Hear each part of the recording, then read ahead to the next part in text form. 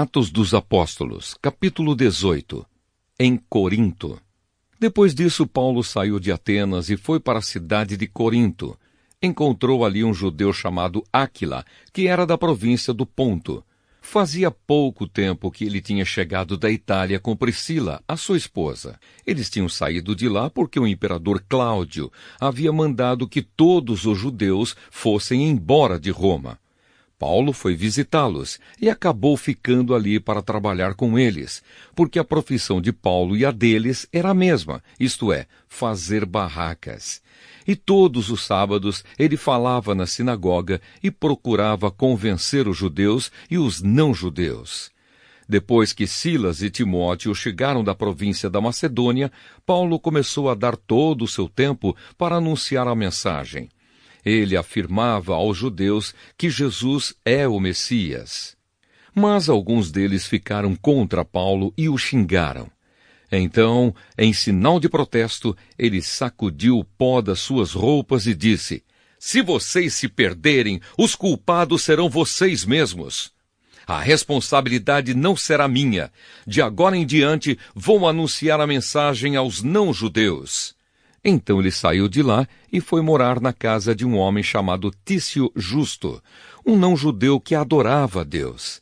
A casa dele ficava ao lado da sinagoga. Crispo, que era o chefe da sinagoga, também creu no Senhor Jesus e todas as pessoas da sua casa também creram. Muitas pessoas da cidade de Corinto ouviram a mensagem, creram e foram batizadas.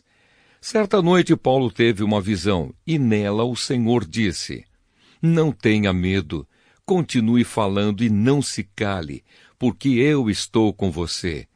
Ninguém poderá lhe fazer nenhum mal, pois muitas pessoas desta cidade são minhas." E Paulo ficou ali 1 ano e meio ensinando a palavra de Deus àquela gente. Quando Galho se tornou governador da província da Acaia, os judeus se juntaram contra Paulo. Eles o agarraram, o levaram ao tribunal e disseram ao governador: "Este homem está querendo convencer o povo a adorar a Deus de um modo que é contra a nossa lei." Quando Paulo ia falar, Galho disse aos judeus: "Judeus, se isso fosse alguma falta grave ou um grande crime, seria justo que eu tivesse paciência para escutá-los. Mas como é só uma questão de palavras, de nomes e da própria lei de vocês, resolvam vocês mesmos. Eu não vou ser juiz nesses assuntos." Em seguida os expulsou do tribunal. Então eles agarraram Sóstenes, o chefe da sinagoga, e o surraram diante do tribunal. Porém, Galho não se importou com isso. A volta para Antioquia. Paulo ficou muitos dias com os cristãos em Corinto. Depois se despediu deles e embarcou no navio para a província da Síria, junto com Priscila e o seu marido Áquila. Antes de embarcar em Cencreia, ele rapou a cabeça como sinal de que havia cumprido uma promessa que tinha feito a Deus. Eles chegaram à cidade de Éfeso e Priscila e Áquila ficaram ali. Paulo entrou na sinagoga e falou com os judeus. Então lhe pediram que ficasse com eles mais tempo, porém ele não quis. E quando foi embora, disse: "Eu voltarei, se Deus quiser." Então Paulo embarcou e partiu de Éfeso. Quando desembarcou em Cesareia, foi logo para Jerusalém. Ali ele fez uma curta visita à igreja e depois seguiu para Antioquia da Síria. A terceira viagem missionária de Paulo. Apolo em Éfeso e Corinto. Depois de ficar algum tempo em Antioquia, ele foi embora. Atravessou a província da Galácia e o distrito da Frígia, indo de um lugar para outro e animando todos os cristãos. Um judeu chamado Apolo, nascido na cidade de Alexandria, havia chegado a Éfeso. Ele falava muito bem e tinha um conhecimento profundo das Escrituras Sagradas. Era também instruído no caminho do Senhor, falava com grande entusiasmo e o seu ensinamento a respeito de Jesus era correto. Porém, conhecia somente o batismo de João. Ele começou a falar com coragem na sinagoga. Priscila e o seu marido Áquila o ouviram falar. Então o levaram para a casa deles e lhe explicaram melhor o caminho de Deus. Quando Apolo resolveu ir para a província da Acaia, os cristãos de Éfeso o animaram e escreveram cartas para os irmãos de lá, pedindo que o recebessem bem. Chegando lá, ele ajudou muito aqueles que, pela graça de Deus, haviam crido. Pois Apolo, com argumentos fortes, derrotava os judeus nas discussões públicas, provando pelas Escrituras Sagradas que Jesus é o Messias. Atos dos Apóstolos, capítulo 19. Paulo em Éfeso. Enquanto Apolo estava na cidade de Corinto, Paulo viajou pelo interior da província da Ásia e chegou a Éfeso. Ali encontrou alguns cristãos e perguntou: "Quando vocês creram, vocês receberam o Espírito Santo?" Eles responderam: "Nós nem mesmo sabíamos que existe o Espírito Santo." "Então que tipo de batismo vocês receberam?" perguntou Paulo. "O batismo de João Batista." Responderam. Então Paulo disse: "João batizava aqueles que se arrependiam dos seus pecados e também dizia ao povo de Israel que eles deviam crer naquele que havia de vir depois dele, isto é, em Jesus." Depois de ouvirem isso, aqueles homens foram batizados em nome do Senhor Jesus. Aí Paulo pôs as mãos sobre eles e o Espírito Santo veio sobre eles. Então começaram a falar em línguas estranhas e a anunciar também a mensagem de Deus. Esses homens eram mais ou menos 12. Durante 3 meses, Paulo foi à sinagoga e falou com coragem ao povo. Ele conversava com eles e tentava convencê-los a respeito do reino de Deus. Mas alguns eram teimosos, não acreditavam e, em frente de todos, ainda falavam mal do caminho do Senhor. Então Paulo abandonou a sinagoga, levando os cristãos consigo, e começou a falar diariamente na escola de um homem chamado Tirano. Ele fez isso durante 2 anos, até que todos os moradores da província da Ásia, tanto os judeus como os não-judeus, ouviram a mensagem do Senhor. Os filhos de Seva. Deus fazia milagres extraordinários por meio de Paulo, tanto que as pessoas pegavam lenços e aventais que ele usava e os levavam para os doentes tocarem. E quando estes tocavam neles, ficavam curados, e de outras pessoas saíam os espíritos maus. Alguns judeus que andavam de um lado para o outro, expulsando espíritos maus, quiseram usar também o nome do Senhor Jesus para expulsar os espíritos maus, dizendo a eles: "Pelo poder do nome de Jesus, o mesmo que Paulo anuncia, eu mando que vocês saiam." Os homens que faziam isso eram os 7 filhos de um judeu chamado Seva, que era grande sacerdote.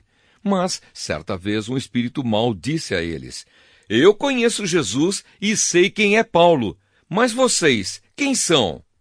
Então o homem que estava dominado pelo espírito mau os atacou e bateu neles com tanta violência que eles fugiram daquela casa feridos e com as roupas rasgadas.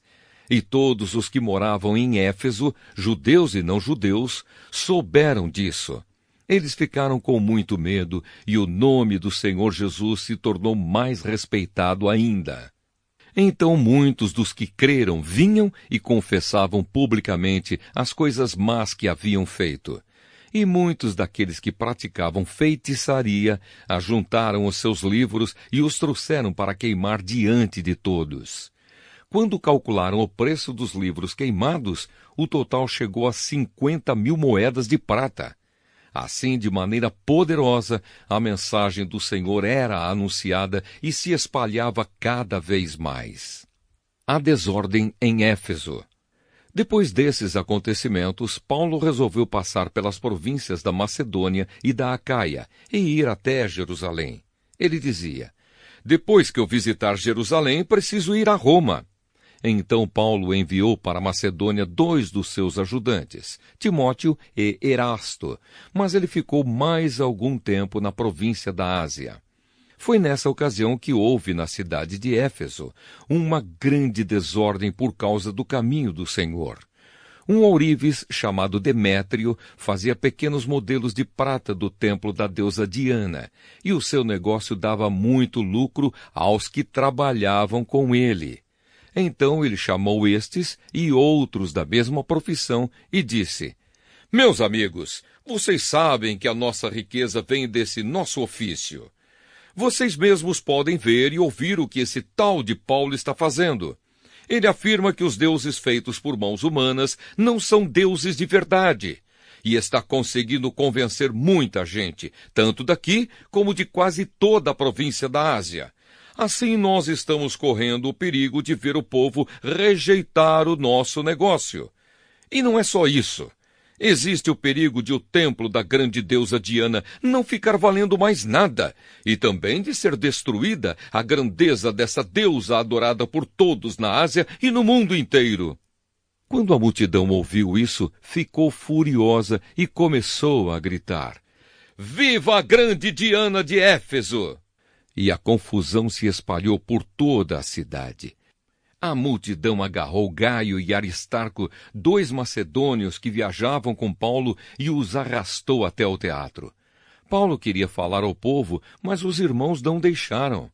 Alguns altos funcionários daquela província, que eram amigos de Paulo, mandaram a ele um recado, pedindo que não fosse ao teatro. Naquela altura dos acontecimentos, a multidão que se achava no teatro estava em completa desordem. Uns gritavam uma coisa e outros gritavam outra, pois a maioria nem sabia por que estava ali. Algumas pessoas ficaram pensando que Alexandre era o culpado, pois os judeus o obrigaram a ir e ficar lá na frente. Aí Alexandre fez um sinal com a mão e tentou falar para se defender diante do povo. Mas quando perceberam que ele era judeu, ficaram gritando todos juntos a mesma coisa durante 2 horas. Viva a grande Diana de Éfeso! Finalmente, o secretário da prefeitura da cidade conseguiu acalmar o povo. Ele disse o seguinte: Cidadãos de Éfeso, todos sabem que a nossa cidade é a guardadora do templo da grande Diana e da pedra sagrada que caiu do céu. Ninguém pode negar isso. Assim fiquem calmos e não façam nada sem pensar bem. Vocês trouxeram aqui estes homens, mas eles não assaltaram o templo, nem ofenderam a nossa deusa. Se Demétrio e os seus ajudantes têm alguma acusação contra alguém, eles podem apresentar suas acusações no tribunal, pois para isso há dias certos de reunião, e também existem os governadores. Porém, se vocês querem mais alguma coisa, isso será tratado na reunião do povo, convocada de acordo com a lei, pois corremos o risco de sermos acusados de revolta por causa do que está acontecendo hoje. Não há motivo para toda esta confusão, e nós não poderíamos justificar tudo isso. Depois de dizer essas palavras, ele terminou a reunião.